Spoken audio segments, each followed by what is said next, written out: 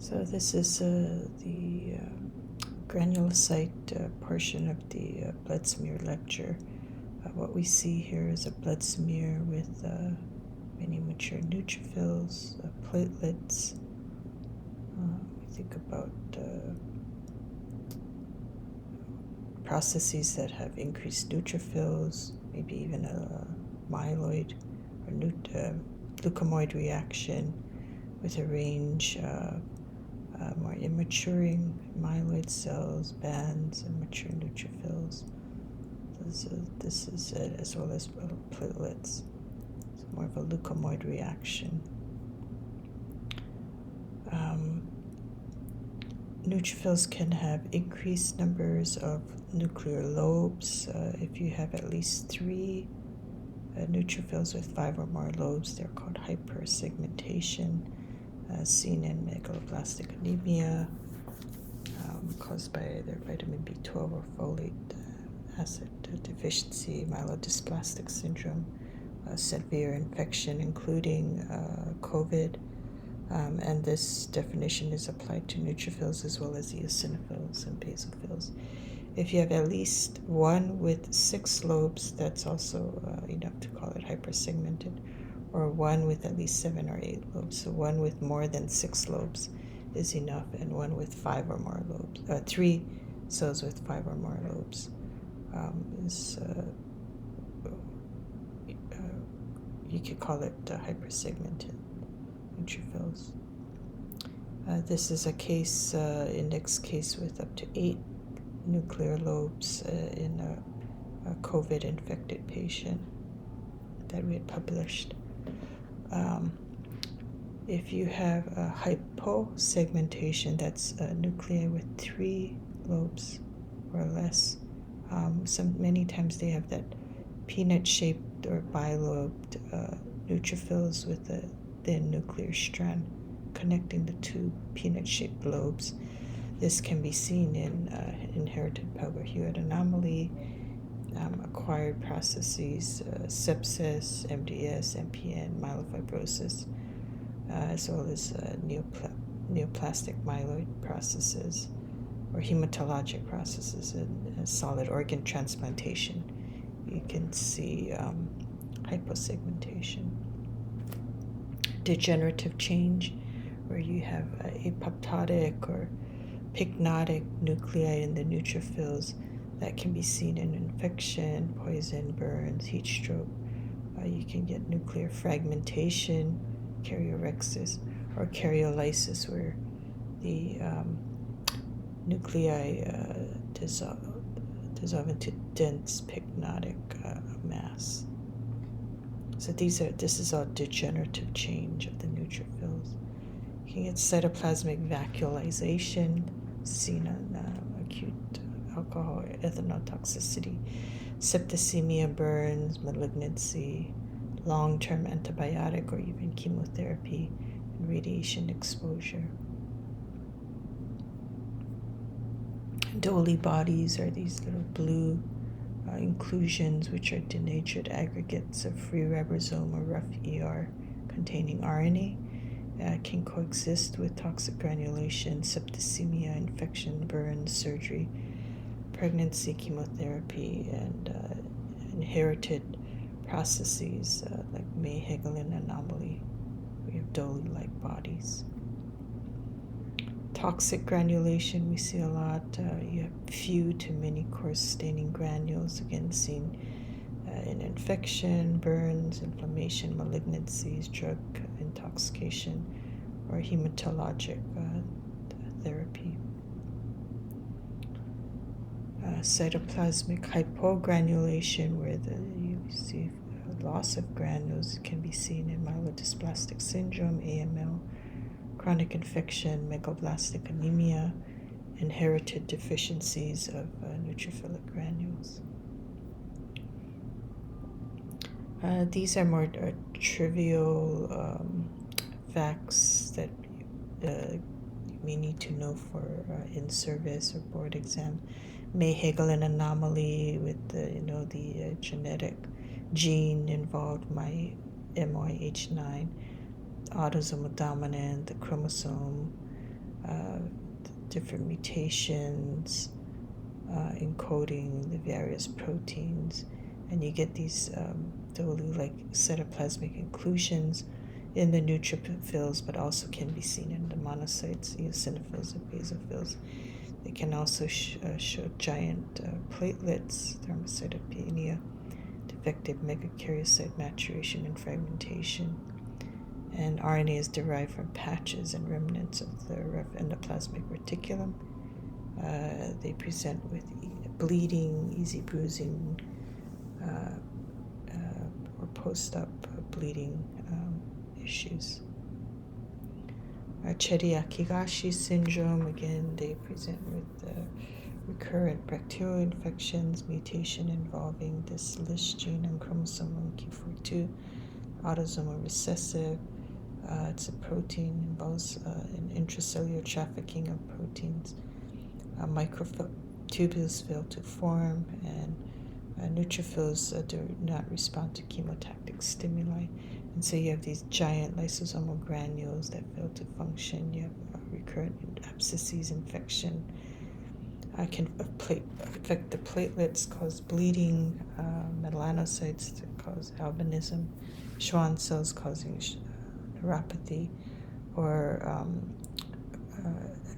affecting natural killer cells or cytotoxic T cells, causing aggressive lymphoproliferative disorders.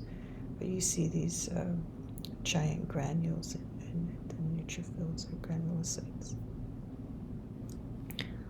Alder-Riley anomaly you could see in all leukocytes, including neutrophils, autosomal recessive, associated with the Hunter-Hurler or Morocco syndromes, related to mucopolysaccharidosis, where it lacks lysosomal enzymes to break down the mucopolysaccharides. It accumulates in lysosomes of cells, causing these forming dense azurophilic granules, and the white count is not usually elevated.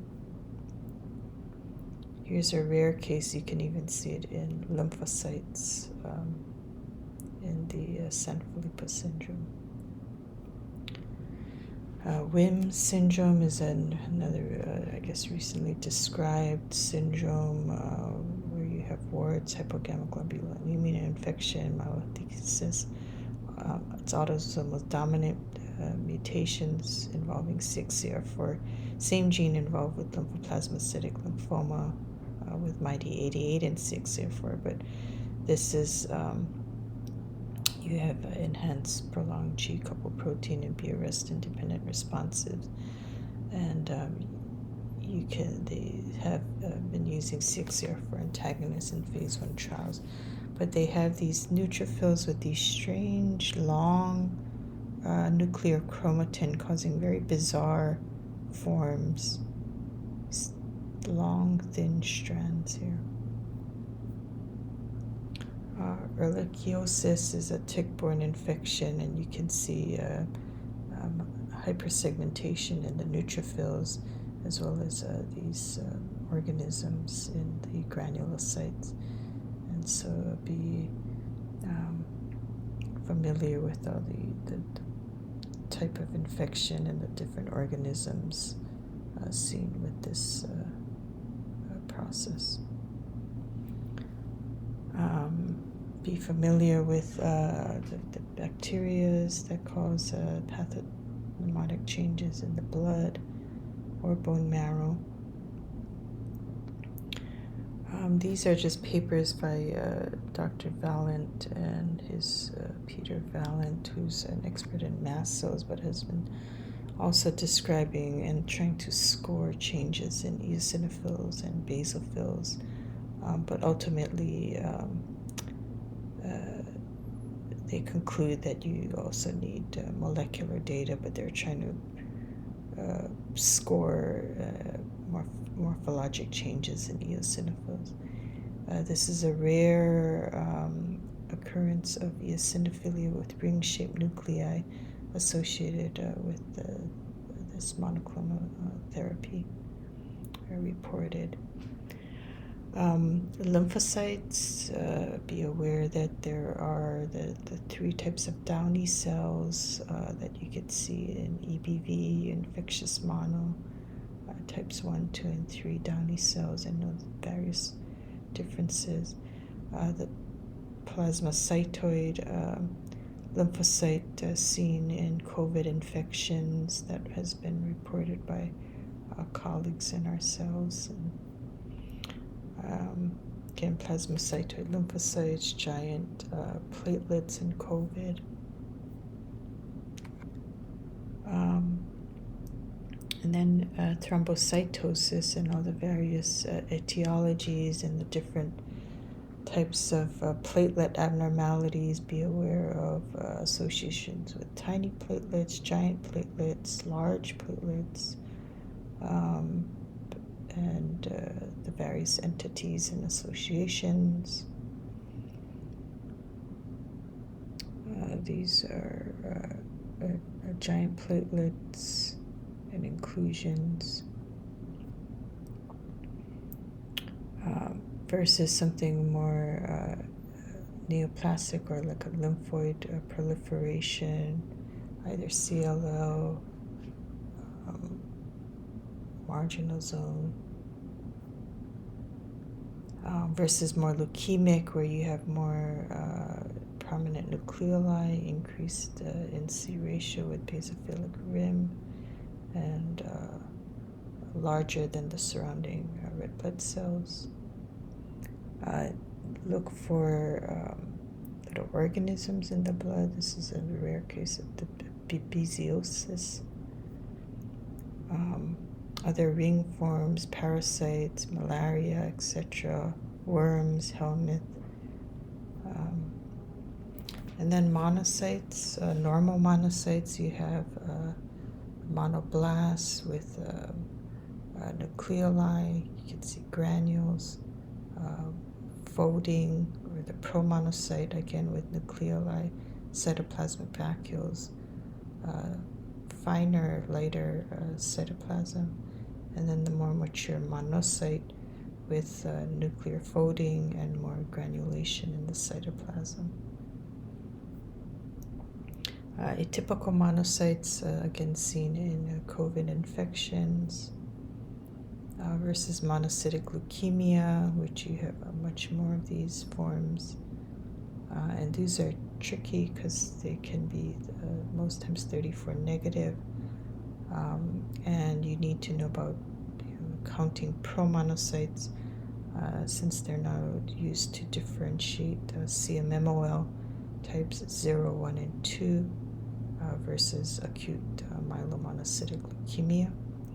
So here's a case where you have more myelomonocytic leukemia with a lot of blasts with prominent nucleoli, fine chromatin, high NC ratio, but other cells with more nuclear folding and more fine light cytoplasm. This is a rare occurrence where you had both also a lymphoid or lymphoblasts also occurring with a patient with atypical monocytes. This is very rare, but so you have more teardrop, hand mirror type cells with high NC ratio, more scanty cytoplasm. And so here are my references, and thank you very much for your attention.